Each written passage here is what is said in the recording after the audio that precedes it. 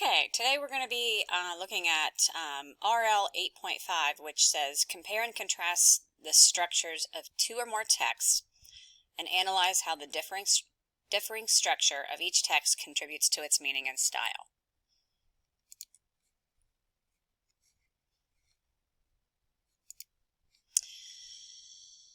So style refers to the ways in which the writers present their ideas and information. It includes components like word choices, sentences, structure, imagery, and tone.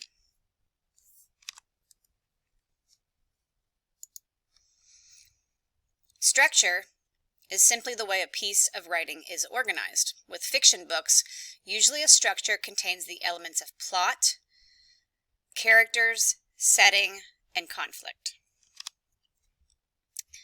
So this week we're going to be looking at fiction books with this. So fiction books, usually a structure contains the elements of plot, characters, setting, and conflict. It comes directly from the author's imagination. Fiction books like fantasies, like the Harry Potter series, and mysteries like those written by Agatha Christie and other novels and short stories. Most texts concentrate on one or more of the four common styles. Narrative, which tells a story. Expository, which presents information about a topic in a formal way.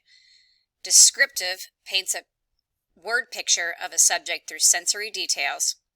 And persuasive, which attempts to convince the readers to attempt a point of view. So you're convincing someone of your point. There are four basic elements of fiction structure. There's plot, character, setting, and conflict. So let's look at plot.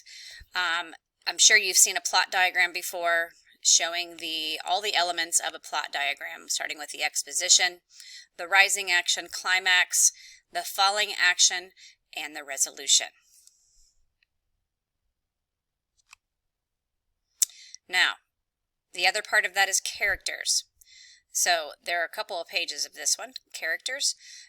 So protagonist would be the central figure in the story, like Katniss Everdeen in the Hunger Games. So the protagonist is who the story is about. An anti-hero can also be a main character in a story. Typically, we imagine our main characters to be admirable. Perhaps they're people we'd love to know in the real world, but have you ever read a book where the main character was lacking sound moral judgment? Think of like Jack Sparrow in the Pirates of the Caribbean movies. He's still the main character, but he has some qualities that are questionable. The antagonist is a person that stands in the way of the main character, whatever he or she is trying to achieve. The antagonist doesn't have to be another person. It can be something that they're facing, like addiction, anxiety, depression, or loneliness. In the Star Wars movie, you would say Darth Vader is the antagonist. A foil is a character, often the antagonist, whose qualities stand in stark contrast to another character, which often is that protagonist. So if the protagonist, the main character, is loyal, brave, and morally sound, the antagonist that is a foil would have the opposite type of characters: disloyal, cowardly, and selfish. Think of Malfoy from Harry Potter. There are also some other character types. There's the flat character. A flat character may be overly kind, maybe overly cruel, and it shows. They conform a lot of times, and that you could look at several different examples you'll see on this slide. So Crush from Finding Nemo, Dory also from Finding Nemo, Kevin from Up. A round character is someone with a complex personality. They're neither overtly kind nor innately cruel, and they may act inconsistent. Someone like, if you read Stargirl in 6th grade, I believe many of you did, their personality maybe has a contradiction. So Gru in the movie, what's the movie? I've forgotten the movie, but Gru kind of changes in this movie. He goes from being very cruel to someone who is loving his adopted children. A static character doesn't change over time.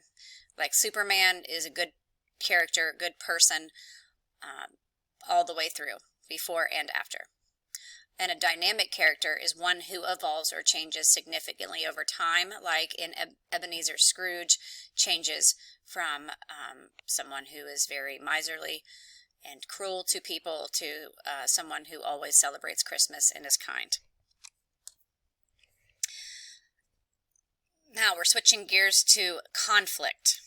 I'm going to click on that because it's a little bit bigger if I go to that page. So the types of conflict, there are several types of conflict, and you can refer back to this anytime that you need to. So all of these that are listed here, I'm going to try to get them all on the screen, there we go, are different types of conflicts. It's the stuff that people deal with. So man versus man, and that doesn't have to be an actual man, it's just called that, is where a main character fights against another person, like Hamilton, okay, Harry Potter and Lord Voldemort. Man versus nature is when the natural world turns against that protagonist. So Jurassic Park, there's nature that the main character is fighting. Man versus self, the protagonist would face internal fears, flaws, or emotions. So they're struggling in their head, like Hamlet. Man versus society, the character battles against an unjust society. Something like the Hunger Games. Katniss is always fighting the Capitol. Man versus machine. In the Matrix, the intelligence and strength of technology challenge the human protagonist. So think futuristic type movies where they're fighting robots or something like that. Man versus deity. Deity means God.